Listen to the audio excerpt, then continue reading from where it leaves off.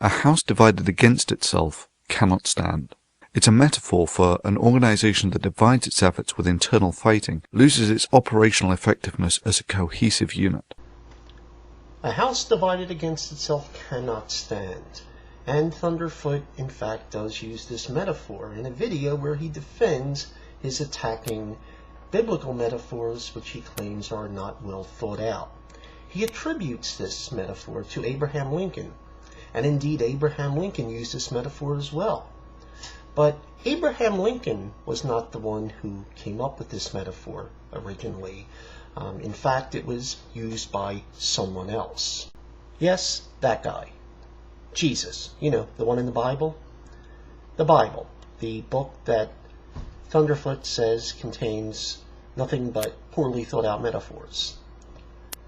There you have it. Thunderfoot is using a metaphor from the Bible in his defense of attacking metaphors from the Bible. It's Matthew 12:25, in case you're wondering.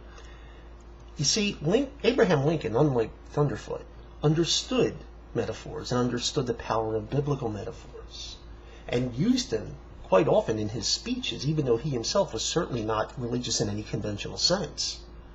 But Abraham Lincoln understood the power in these metaphors. He understood what they were about, something that's lacking in Thunderfoot, who seems to have a tin ear on anything that isn't woodenly literal.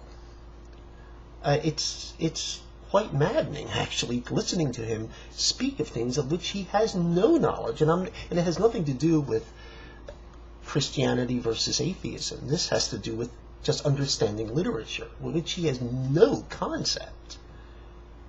But Abraham Lincoln did, and in fact, Abraham Lincoln used this metaphor in the same way Jesus did. You see, unlike Thunderfoot, who seems to think it's something to do with organizational management, in fact, it has to do with the struggle of good against evil, which if you read, you'll understand, where Jesus was accused of basically working under the power of Satan.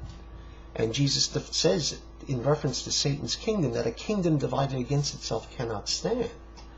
And so what's happening here is that Abraham Lincoln, in fact, was using the same reference, something that would have been well understood at the time, and used this biblical metaphor in his defense of ending slavery. But somehow I think that was lost on Thunderfoot. Somehow I don't even think Thunderfoot knew this was from the Bible. But is that any surprise at this point? Thank you very much for your time.